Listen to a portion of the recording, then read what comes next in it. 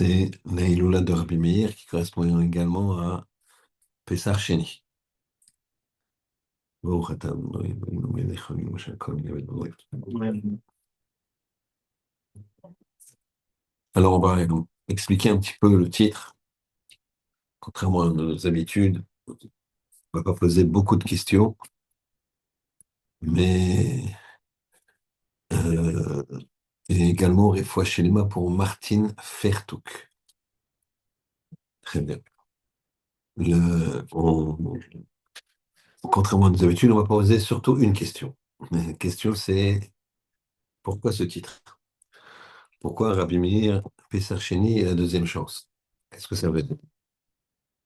Pessar Sheni, la deuxième chance. Alors bon, on va expliquer ce que c'est Pessar Sheni.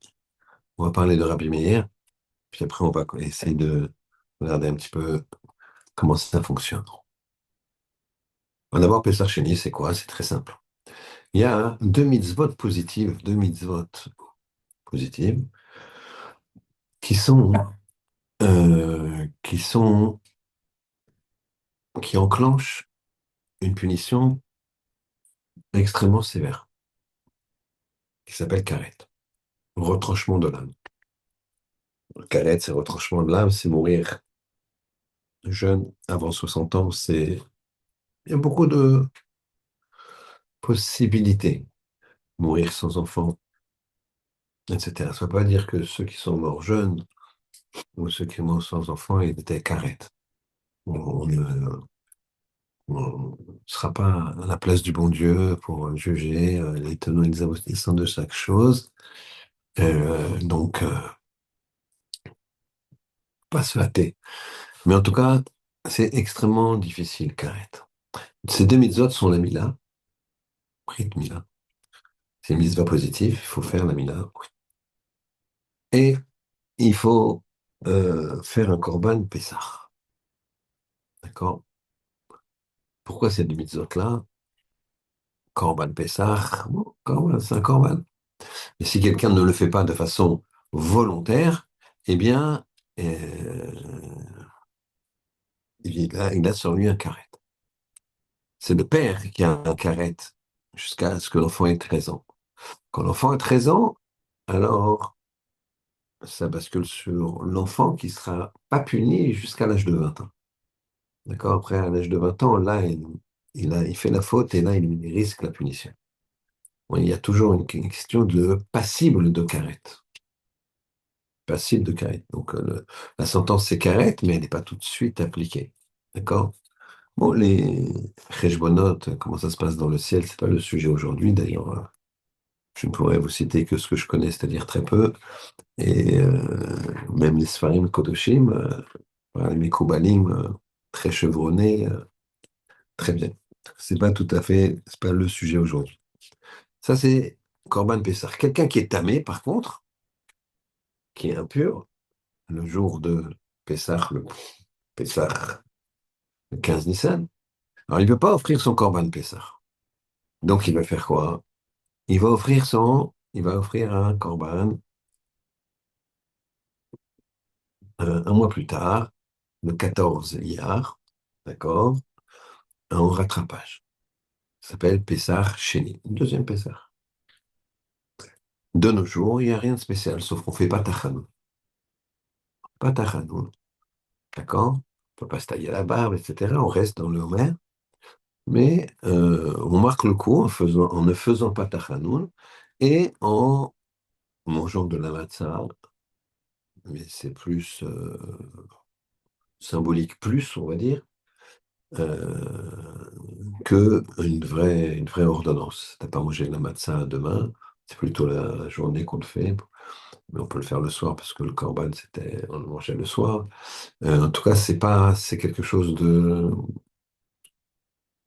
minac de nos jours. À l'époque, il fallait rattraper. Il avait été tamé, on disait, t'as une deuxième chance. D'accord, tu peux te rattraper. Très bien. Quel rapport maintenant avec Rabbi Meir? Alors pour ça, hein, on va y parler un petit peu de la vie de Rabbi Meir. Rabbi Meir, faut savoir que il a été, comment dirais-je, formé par plusieurs maîtres, et notamment par, essentiellement, Rabbi Akiva. On va parler d'Acher après, mais Rabbi Akiva. Rabbi Akiva, il a 24 000 élèves. 4 000 élèves. Même Mir, ils ont 10 000 élèves. 24 000. Et attention, c'est pas 24 000 élèves, c'est 12 000 fois 2. C'est-à-dire que demandez à un Rosh Yeshiva, d'accord? Même quand tu as une dizaine d'élèves, quinzaine ou vingtaine, de bien trouver les chevroutotes, de bien trouver les binômes ensemble. Pas du tout évident. Faut que c'est... Mais lui, il avait mis 24 000 Talmidim, des très grands. C'est qu'ils étaient très grands. Le seul défaut qu'on leur a dit, qui est difficile à comprendre, et on en a parlé dans les shiurim précédents, qui ne pas, ils donnaient pas de kavod l'un à l'autre. Ils ne s'écoutaient pas. Je- Ton point de vue m'intéresse pas, c'est surtout ça le problème. D'accord? Mais donc, et ils meurent tous. Et on s'arrête beaucoup, une ex-farade en tout cas, c'est d'arrêter tout le deuil à l'Akba Omer, enfin le lendemain, puisque l'Akba Omer était le dernier moment où les Talmidim ils sont morts. D'accord? Donc après, il n'y avait plus de Talmidim qui allaient mourir, il n'y en avait plus. Et donc, il y avait quelque part, on ne savait pas cette épidémie si elle allait s'arrêter ou pas. Très bien. Et donc, le Rabbi Akiva, malgré son génie, il perd 24 000 élèves. Alors, moi, je vais vous dire quelque chose de personnel, qui me rappelle quelque chose de douloureux. Il y a un garçon qui a commencé la gloire avec moi, qui est niftar. Il a commencé avec moi, il devait avoir 5 ans, je l'ai marié. Il est niftar il y a 3 4 ans, à Valois. Et on s'était perdu de vue. Il a commencé vraiment la gloire avec moi. Il me disait, Rav, c'est grâce à vous. Je lui dis à tout le monde, c'est rien grâce à moi. Moi, j'ouvre la Gemara et j'essaie de faire ce que je peux. C'est grâce à la personne c'est grâce à l'élève qui évolue, la personne qui évolue. Moi, je suis pas. Mais en tout cas, ça m'a, ça m'a cassé pendant de très nombreuses journées. À chaque fois qu'il y a son Yurtzeit, euh, c'est très difficile, très très très difficile. Former quelqu'un et 24 000. Je sais pas comment il peut. Qu'est-ce qu'il fait après 5? Et il s'endurcit, ou il s'endurcit pas, je sais pas comment il a fait avec Akiva. Et il devait pas être jeune, parce qu'il avait au moins 40, plus déjà, il a mis 24 ans, voilà, il avait 64 ans. Puis c'est à moi. On ne sait pas quand est-ce qu'ils sont niftarim, ces 24 000. Quoi, c'est au minimum, il avait au minimum 64 ans. Entre 70, 75, 70, donc c'est pas vieux, c'est pas jeune. Ah, vas-y, recommence tout. C'est impossible. Tu recommences tout. Ouais, avec 5. Pourquoi de 24 000 à 5, c'est autre chose. Dans ces 5, il y a un Rabbi Meir. Donc Rabbi Meir, il a été formé par un maître qui, après avoir subi ce choc de perdre 24 000 élèves, il le recette, il revient. Il se contente, entre guillemets, se contenter de 5. Et maintenant, ces 5-là, c'est Rabbi Meir, Rabbi Shimon Bar Yochai, et 3 autres très grands maîtres qui vont devenir des très grands maîtres. Donc, dans la formation de Rabbi Meir, il y a cette notion de, il y a une chute, je me relève. Il y a une chute, je me relève. Il y a un problème, et je me relève. Je laisse pas abattre. Et encore une fois, je laisse pas abattre. Cette fois, le tzaddik, il tombe, et il se relève. Mais il est tombé cette fois. T'imagines, cette fois, tu tombes, ça y est. J'essaye. Ça marche pas, c'est pour moi. Le bon Dieu, il a dit. Le bon Dieu, il a dit que tu dois te faire des efforts. C'est pas, c'est pas bien de lâcher. C'est pas bien de lâcher. David Ameller, il a jamais lâché. Jamais, jamais. Ça a fait que son fils, Shlomo, a dit, à la fin de sa vie, Shlomo Ameller, il a dit, je suis roi sur mon bateau. Qu'est-ce que ça veut dire, je suis roi sur mon bateau? Ça veut dire que j'ai un chemin, je le trace. Je ne peux pas changer le monde, il a dit Shlomo Ameller.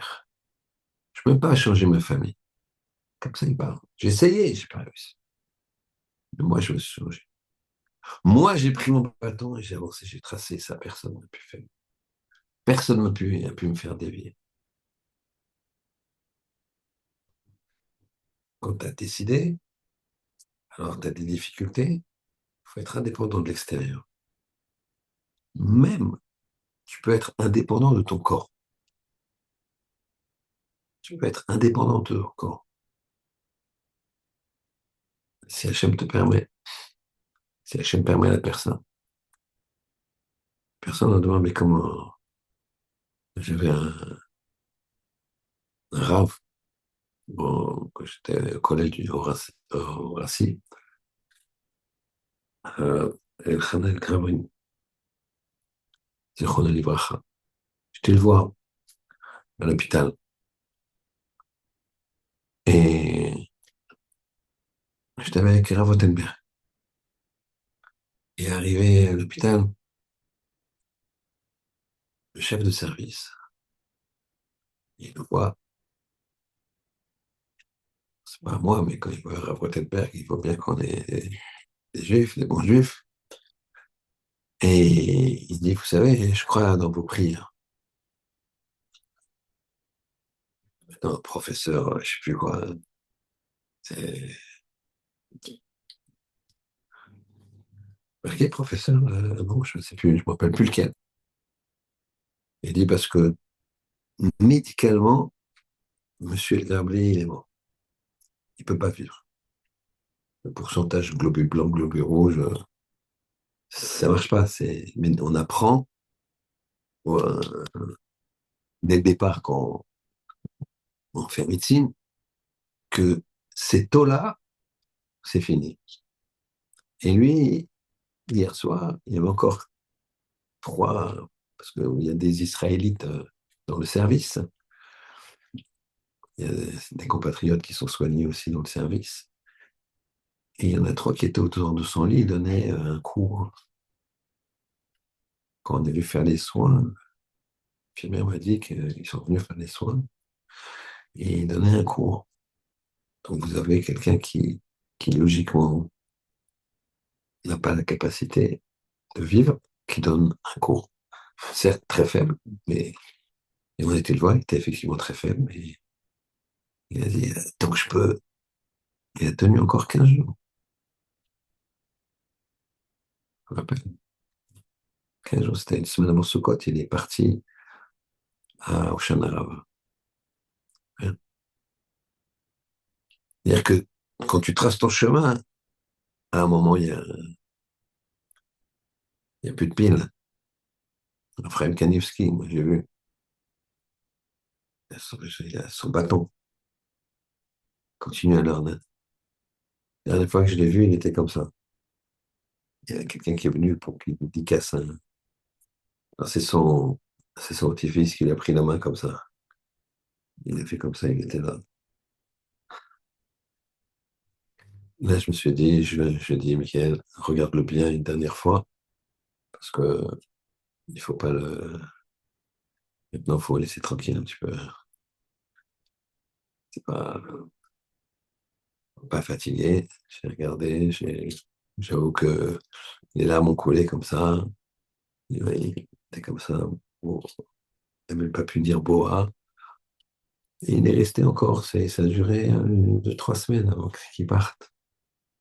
Et, mais il y a un moment où, mais tant que le bateau, c'est bien qui va. 24 000 élèves, ils se relèvent. C'est la seconde chose. On lâche pas. On a un bâton. Il y a des gens qui font des shidduchim. Je connais un. On va revenir un petit peu dans le. Et une fois, 2 fois après, c'est. Non, non, je vais y arriver. Réfléchis pourquoi ça marche pas. Peut-être t'es trop exigeant, peut-être c'est parce qu'il faut, peut-être. Vas-y, vas-y. Faut y aller, à un moment, faut pas abîmer. Il a été formé comme ça. Maintenant, Rabbi Meir,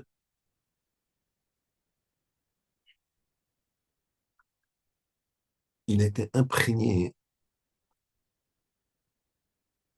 de cet enseignement de Rabbi Akiva. On le voit tout le temps. Il était marié avec une femme qui s'appelait Brouria. Cette femme, elle avait une fille, une sœur, pardon, excusez-moi, extrêmement belle. La belle-sœur de Rabbi Meir était extrêmement belle. Et quand on parle de beauté, c'est la vraie beauté, distinguée. Voilà qu'elle marche dans la rue et il y a 2 Romains à cheval qui la voient. Et il y en a un qui dit à l'autre, regarde cette juive-là, quelle allure altière elle a, quelle allure princière elle a. Et elle, qu'est-ce qu'elle fait? Elle se redresse un peu. Elle redresse un peu. Elle a entendu. Dans le ciel, on dit quoi? T'as des gens comme ça, ils te regardent. Et ça, tu te redresses un peu. Ça lui fait plaisir, quoi. Compliment. Difficile pour une femme de pas un compliment. Pas une fichue. Pas... Immédiatement, il y a un deal qui sort. Il y a des voyous qui viennent. Il la kidnappe. Il la voit qu'elle est très belle. Il la kidnappe. Il la vend dans des gens qui exploitent les jeunes filles dans les maisons pour que les gens ils viennent, ils payent. Et il la kidnappe, il la vend. Et l'histoire est connue dans la ville. Broria, sa sœur, la femme de Rabbi Meir, elle va voir Rabbi Meir. Et elle lui dit, on ne peut pas laisser faire ça. Oui, mais fais quelque chose. Non, Rabbi Meir, c'est pas Rambo, hein, c'est pas. Qu'est-ce que tu veux que tu fasses? C'est gardé là-bas, ces trucs-là. Tu rentres pas, tu sors pas, il y a de l'argent, il y a des trucs. Il dit, écoute, si elle n'a pas fauté, plus, si elle a compris sa faute, parce que Rabbi Meir lui dit, il y a quelque chose, si elle a été prise comme ça, il y a quelque chose. Il n'y a pas de dîne sans dîne. Il n'y a pas de problème. Donc, si jamais elle n'a pas fauté, eh bien, hein, ça marchera, on pourra faire un. Je pourrais la sortir de là-bas, je pense. Et j'essaie. Voilà que Rabbi Meir, il prend une somme d'argent énorme. Il s'habille en chaldéen. Donc, imaginez Rabbi Meir, imaginez un rab comme ça, en frac, de nos jours, chapeau, barbe, comme ça. Et Rabbi Meir, il enlève tout ça. Il se met de nos jours, je sais pas quoi, une capuche peut-être, un truc comme ça, une jean trouée, Quand j'étais petit, j'avais lu, mais je ne sais pas si c'était pour enfants ou pas, qu'il avait mis vous savez, un truc de bord. Ah, c'est mon ventre, quoi. Là, non, il n'y a pas la barre. Il avait sans doute les péotes. Ça, c'est. Il ne veut pas toucher toute cette partie. Il ne touchait pas. Je pense qu'il l'avait attaché sous un. Donc, vous imaginez, il a pas peur de ça. Avec une énorme somme d'argent, il frappe à la porte. Il se fait passer pour un client, quoi. Il a le look de quelqu'un qui. Non, allez-nous. Et alors, le patron là-bas lui présente les filles. Non, non, non. J'ai pas, c'est pas ça, j'ai pas ce que je veux là. Et puis il aperçoit au fond comme ça, dans le côté. Ah, celle-là là-bas, elle a l'air bien. Je dis, oh, celle-là, mais regarde, pas du tout, elle fait la tête depuis qu'elle est là. Non, non, c'est celle que je veux. Mais non, laisse tomber, elle pas du tout de son truc. On a beau lui dire, écoute, on va pas te donner à manger, on va ceci, cela. Ouais, elle veut rien savoir. Et donc, c'est pas du tout, c'est pas, on n'est pas comme ça, c'est pas. Il dit, ah non, je veux. Ah, et bon, écoute, il paye, et il s'approche d'elle. Et là, elle ne le reconnaît pas. Et il arrive et dit, bon, écoute, je dis, non, non, non, je veux pas, je veux pas. Il y a un truc, on voit elle s'est pas embellie, elle est comme ça, elle baisse les yeux, truc. Et elle lui dit, de toute façon, j'ai mes règles. J'ai- Je suis né là. Quand il y a du sang, faut pas exagérer, quoi. Et donc, il comprend qu'elle n'a pas fauté. Alors, il lève le monocle, il dit, c'est moi, Miguel. D'accord? Et il dit, non, je suis venu te chercher. Ah. Donc, il avait donné un peu d'argent, la somme qu'il fallait au gardien. Et là, il avait beaucoup d'argent. Il lui dit, voilà. Il arrive, il dit, regarde, laisse-nous sortir. Comment laisse-nous sortir? Et voilà, il a plein d'argent. L'autre, il écarquille les yeux. Il dit, ouais, mais c'est cet argent, d'accord, mais ça va rien me servir. Ils vont faire une enquête. Et s'ils font une enquête, et ils vont finir par comprendre que c'est moi. On ne peut pas sortir d'ici, tu vois, il y a une porte, une deuxième, un truc, des gardiens, tout ça. Il va falloir que je vous prête que tu te changes, que tu te fasses passer pour un garde, elle aussi, tout ça, que sortez, rentrez. C'est très, très compliqué. Euh, Écoute, il ressort encore de l'argent, il lui dit, voilà, ça, c'est de l'argent pour toi, et ça, c'est de l'argent pour tu vas soudoyer les enquêteurs. Un enquêteur, il y a toujours un patron, on donne une enquête, tu lui donnes. Et il lui dit, bon, mais d'accord, mais peut-être que l'enquêteur, ça suffira pas, il me fera chanter. Les maîtres chanteurs, ils s'arrêtent jamais, parce qu'ils veulent encore et encore. Il dit, bon, si c'est ça, je vais t'expliquer une formule magique. Tu dis trois fois Eloka des Rabbi Mirianini, Eloka des Rabbi Mirianini, Eloka des Rabbi Mirianini, et t'es sauvé. L'autre, il dit, c'est gentil, toi, bon, t'as pas autre chose? Il dit, écoute, il y avait des gros chiens là-bas, énormes chiens attachés. Il lui dit, détache les chiens. Il détache les chiens. Les chiens, ils sont habitués.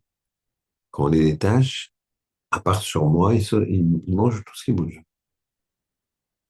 Donc toi, tu vas finir en bouillie et ta belle-sœur aussi. Je lui détache les chiens. Il est très bien, lui. Je dis, bon, elle est belle, je garde l'argent, j'ai sauvé l'histoire, et puis j'ai lâché les chiens parce qu'ils allaient s'enfuir. Il détache les chiens ne bougent pas. Alors, il faut savoir que c'est marqué dans Daniel. Que Daniel était jeté à la fosse au lion. Pourquoi? Il y avait les conseillers de Nabucodonosor qui a dit, il est bidon celui-là. Et il a dit, il faut le jeter à la fosse au lion. Il dit, bon, ok, je suis d'accord, c'est un traître, c'est ceci, c'est cela. Donc ils ont pris des lions, ils les ont affamés. Ils ont mis Daniel dedans, dans la fosse aux lions. Et voilà que il, les lions ne bougent pas. Ils marchent,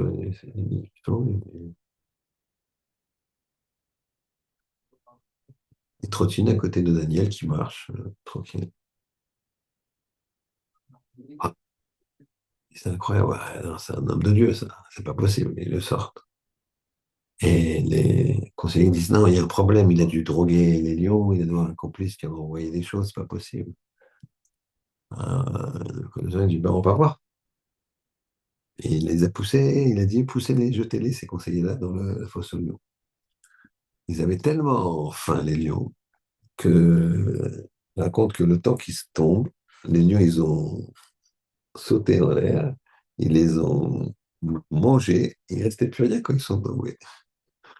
Le temps de la pesanteur, ils avaient vraiment faim. Et le commissaire, il a demandé à Daniel, comment ça se fait? T'es un magicien, t'es quoi? Je dis pas du tout. C'est marqué dans la création du monde qu'Akatsuhiro, il donnera aux animaux la peur de l'homme. Mais pour ça, il faut que ce soit un homme. Il n'a pas donné aux animaux la peur des animaux. Il a donné aux animaux la peur de l'homme. Si jamais c'est des animaux avec des animaux, si l'homme se comporte comme un animal, alors c'est un animal. Le lion en face, il voit un animal. Qu'est-ce qu'il fait de l'animal? Le lion, il le mange. Et un homme, il a peur. Moi, je suis un homme, ils étaient apparemment. Et donc, pareil, les chiens là, ils sautent pas sur Rabbi Meir. Rabbi Meir, il s'attendait à ça, il prend des cailloux comme ça, il commence à jeter les cailloux sur les. Ah, il jette les cailloux. Là, maintenant, l'animal, ça l'énerve. Il n'a pas peur, mais en même temps, il a peur, mais en même temps, il va au combat. Et il a mal, ils ont mal, les deux chiens, ils arrivent, ils prennent leur élan, la gueule ouverte, ils sont là ils vont fracasser tout ce qui bouge. Et à ce moment-là, Rabbi Meir dit, Lokader, Rabbi Meir, Lokader, Rabbi Meir, Lokader, Rabbi Meir. Et hop, les chiens féroces, ils se mettent au pied de Rabbi Meir, ils disent plus rien. Bon, ok, la recette est bonne. Ils s'enfuient. Et effectivement, le Torah elle continue le récit en disant que le,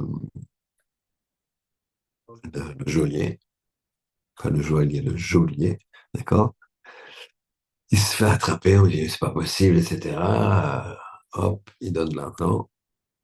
L'autre, il dit bon, ok, j'ai tout à faire. Mais quelques temps plus tard, il dit bon, tu ne vas pas donner assez. Et lui, il a dû te donner, il faut que tu me donnes. Ah non, non, non, non, non, il le balance. Il dit non, c'est lui. Il est condamné à être pendu. Au moment d'être pendu, ils lui mettent la corde sur le truc et le cadre est arrivé, la corde, elle se casse. Ils ne comprennent pas. Ils remettent. Tac. Le, le bois qui tient la corde se casse. Chaque fois, il fait ça. Donc il comprend, il dit, bon, qu'est-ce que tu nous fais? Il a dit, voilà, comme un démon. Moi, j'ai eu peur je suis pour rien, j'ai eu peur qu'il me transforme, qu'il m'explose. Vous voyez bien que c'est une formule magique qui marche. Et donc, c'est pour ça que j'ai fait. Il dit, bon, on te laisse, mais fais-nous son portrait. Et c'est la première fois qu'on voit Wanted. Euh, Alors, c'était pas en anglais, il n'y a pas d'anglais à l'époque. D'accord? Mais c'était recherche.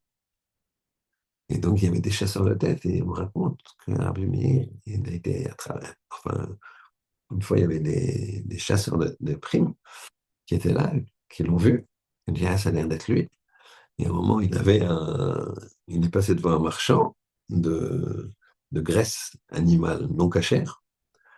Et il a dit, je peux goûter? Il a dit oui. Il a mis son doigt et il a sucé l'autre doigt. Il a mis son doigt comme ça et il a sucé l'autre doigt. Très très bon. Mets-moi-en de côté, je reviens dans 1 heure, je te prends 1 litre. Mais ouais, c'est pas un meilleur. D'autres, ils disent qu'il a été dans un endroit malfamé, vers un endroit malfamé, et que Eliaou est sorti de là-bas, il lui a mis déguisé en, pareil, en homme du coin malfamé. On disait, ah, mon ami, comment ça va? Et les chasseurs de primes de tête, ils ont dit, ça ne peut pas être abîmé. On ne peut pas connaître des gens comme ça, de ce type de quartier. Rabbi Meir, qu'est-ce qu'il a fait ici? Il a donné une seconde chance à sa belle-sœur. Si elle n'a pas fauté, ça va marcher. Toujours. Et c'est pas fini. Rabbi Meir, il a, avait un maître qui s'appelait Elisha Ben Abouya. Elisha Ben Abouya, la Gemara, dans Chagiga, Tet Vav, enfin, ça commence Yud Dalet Amud Bet, Tet Vav Amud Aleph et Amud Bet. On parle longuement de Acher. Elle nous dit qu'il y en a quatre qui sont rentrés dans le Pardes. Pardes, c'est le niveau de connaissance euh, maximum qu'un peut avoir par rapport à la Shrina. Les quatre n'ont pas eu la même réaction. Ben Azaï, il est niftar. Ben Zoma, on ne peut pas dire qu'il est fou. Nifga, il a été touché. Il a été déconnecté d'un certain bon sens. Et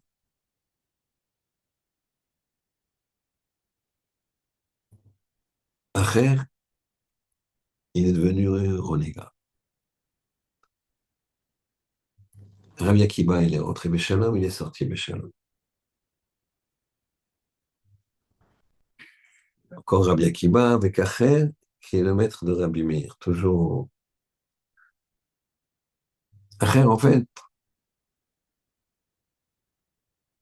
il a vu un ange qui s'appelle Matat, plus loin, Ron, qui était assis. Pourquoi? Parce que Kodesh Baruch Hu lui avait permis de quoi? De s'asseoir une fois, 1 heure par jour pour écrire le Srout d'Ebné Israël. Et voilà que il a vu ça. Il est chez Ben Amoué. Il dit, ah, il y a Chaz de Shalom. Il y a deux puissances. Dieu préserve. Dieu préserve, c'est moi, c'est la Gemara qui ajoute. Alors on a fait sortir cet ange, Mitat, plus loin, Ron, et on lui a donné 60 coups de fouet de feu. Donc c'était pas, tu peux pas dire que c'est une puissance. Devant Acher, devant Elisha Ben Amoué. Et malgré ça, et on a dit à cet ange, pourquoi tu t'es pas levé quand tu as senti qu'il arrivait? Tu vois tôt, il voit de loin. Il fallait te lever pour pas le. Malgré ça, Elisha Ben Amoué, il est resté dans cette impression. On t'a montré, t'as vu, donc ça t'a ébranlé. Maintenant, on te montre, c'est terminé. Il est resté comme ça. Alors là, une voix est sortie et elle a dit, Shuvobanim, Shuvivim, revenez mes enfants rebelles, Chutz, Miacher. Il pas lui. Il a dit, tout de suite, il s'est dit, bon, alors si je suis repoussé, puisque je peux pas kiffer le Lola Baba, eh ben, on va kiffer le Lola Mazé. Direct, qu'est-ce qu'il fait? Ce que tout le monde ferait, parce que c'est un gros Yitzhara, enfin, ce que les hommes feront. Il va voir, hein, et voilà. Là, il va carrément, ça, c'est pas tout le monde ferait ça, quand même, c'est sale. En tout cas, il va voir une femme qui, qui se vend. Et elle, même une femme comme ça, elle lui dit, mais tu t'es pas Elisha Ben Amouya, dont le nom, il a fait le tour du monde. Lui, qu'est-ce qu'il a fait? C'était Shabbat. Il a arraché un radis de la terre. Alors c'est elle qui lui a dit, ah, t'es pas Elisha Ben Amouya, tu es Acher, t'es un autre. C'est elle qui lui a dit son nom, elle vient de cette femme. Pourquoi? Parce que lui, qu'est-ce qu'il a voulu lui montrer? Il m'a dit, non, je suis pas un rabbin. Quand quelqu'un y faute, parce que voilà, il y a un McDo, il a toujours rêvé de ça, oh, ça va, c'est fish burger. Non, d'abord, c'est Ashkenaz burger. Non. Mais bon, c'est du poisson. Bon, il tombe. C'est du poisson, sans doute pas caché, plus bichon, plus la très, tarif les gabrés, quoi. Mais bon, mais ce qui le fait tomber, c'est son plaisir direct, quoi. Il rebelle pas, il dit Hachem, bon, hein, il est occupé là, à protéger les Israël des bombes, à protéger ça et à droite à gauche. Mon Dieu, bon, il oublie un peu, je veux kiffer. Il a un profit. J'ai pas dit que c'est compréhensible, j'ai dit que bon, il est tombé. Mais quand t'as pas de profit, t'arraches un monnaie. Ah là, c'est un niveau, c'est un level. Le gars, il veut pas fumer Shabbat, mais il joue avec le briquet. Qu'est-ce que tu fais? C'est autre chose. Donc elle dit Acher. Maintenant, Rabbi Meir, il va faire tout pour récupérer Acher. Ben, continue à étudier la Torah avec lui. Et un jour, c'est Shabbat. Imagine, Acher, il est à cheval. Il avance. D'un moment, ils arrivent au trou, à la distance maximum qu'on peut faire, c'est-à-dire 2000 amot. C'est entre 900 mètres et 1 km 2, on arrondit à 1 kilomètre. Quand c'est la halakha qu'on a besoin de savoir, là, on va plutôt sur la Khumra 900 mètres. Mais bon, au bout du trou, donc 900 mètres après la dernière maison, à la limite du trou, il dit Amir, on revient en arrière parce que on est au trou là. Alors il dit toi aussi reviens. Il dit mais je t'ai déjà dit qu'on m'a dit de là-haut, tout le monde sauf Acher. Il dit c'est pas grave, reviens. Et il rentre dans une choule. Il arrive à l'attraper. Et qu'est-ce qu'on fait dans la choule? On donne à un enfant. Psoukli psouker. Donne-moi ton pasouk. L'enfant il dit tu as beau te nettoyer, tu as beau te parer de bijoux, te vêtir de soie, ta faute, elle est toujours gravée. Tu vois? Bien. Allez, il continue à étudier. Il rentre dans un deuxième Beth Midrash. Il voit un enfant, psouk les psouker, donne-moi ton pasouk, encore un truc comme ça. Jusqu'à 13 Beth Midrash. 13.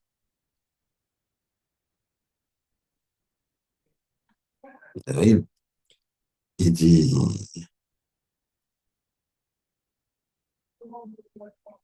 psouk les psouker.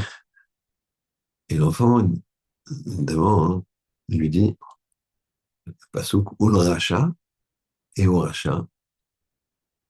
Amar Elohim, ma li lecha chokotai. C'est-à-dire que, il dit au rachat, qu'est-ce que tu fais avec mes lois? Parce qu'il étudiait. Seulement cet enfant, il était bègue. Il bégayait. Mégamgam. Donc au lieu de dire le rachat, le Elisha, il a dit Elisha. Et donc, pardon, au lieu de dire le rachat, excusez-moi, il a dit Elisha. Vous comprenez? Il n'a pas prononcé le R, et donc on entendait comme si l'enfant, il a voulu le narguer en disant, et à Elisha, il a dit, euh, qu'est-ce que vous avez avec les lois? Qu'est-ce que Hachem a dit à Elisha, qu'est-ce que tu parles de mes lois? Quel est le rapport, toi et moi, et les lois, et mes lois? Alors là, certains disent qu'il a eu un couteau, il l'a coupé en 13 morceaux, il l'a envoyé à 13 choules, couper l'enfant. C'est un indice que c'était le livre. Et d'autres, il a dit, si j'avais eu un couteau. Non, dans tous les cas, c'était. Mais qu'est-ce qu'on voit? Rabbi Meir, il a essayé de ramener à la Tchouva et Elisha Ben Abouya. Yes, Beth Knesset. Tu fais une fois, tu fais deux fois. 13. Rabotai, 13, c'est Echad. C'est un.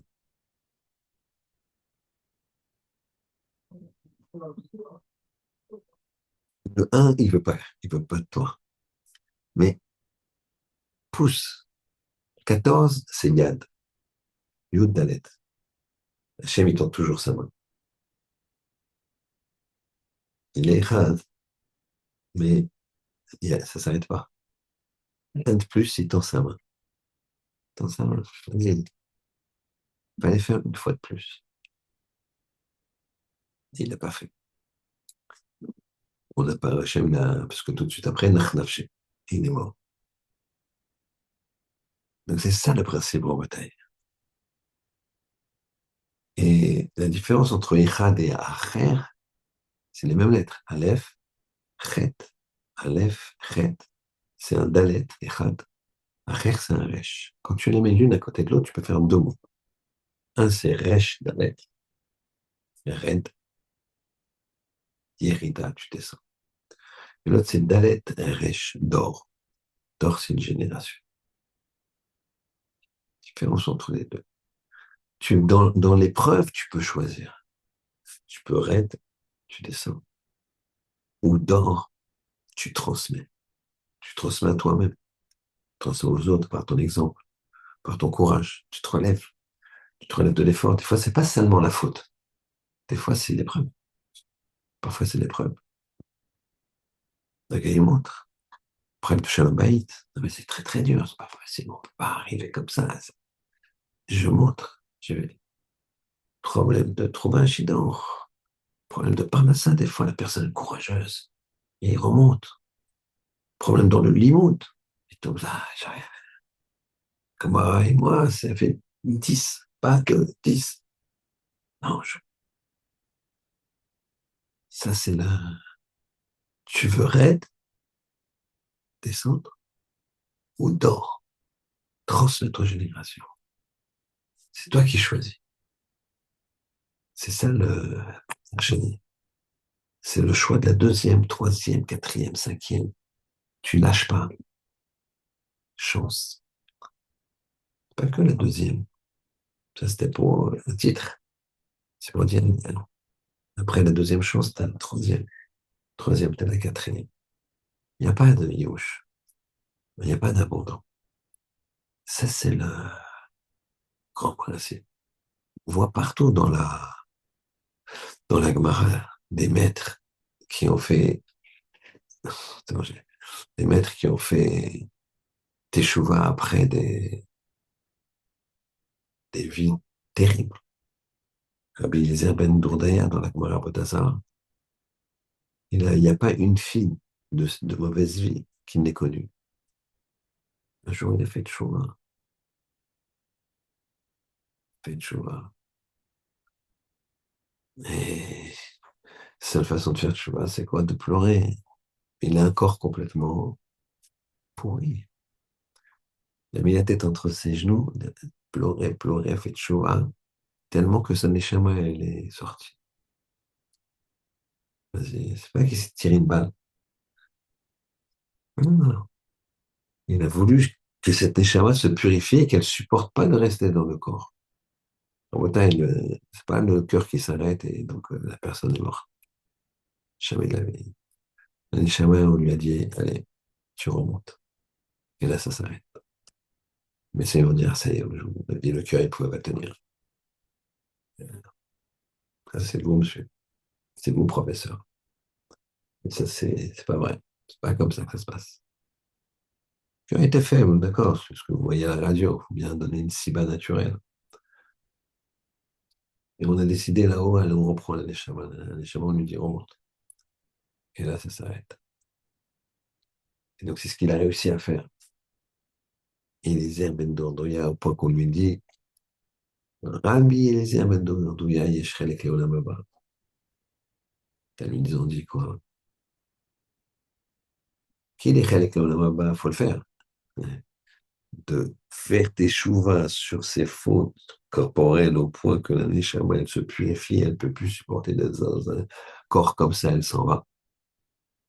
Je comprends qu'il est chelek l'olam haba. Sur Bezouman, il va direct. Mais qu'on l'appelle Rabbi, pas Baba Salé, quoi. Alors, un Rabbi, c'est quoi? C'est quelqu'un qui montre un chemin. Il a montré un chemin. Et quand il a montré ce chemin-là, alors c'est Rabbi. C'est ça. Yesh lo chelek l'olam haba.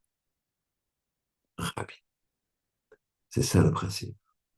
Si jamais on fait des choix, alors ça casse tout.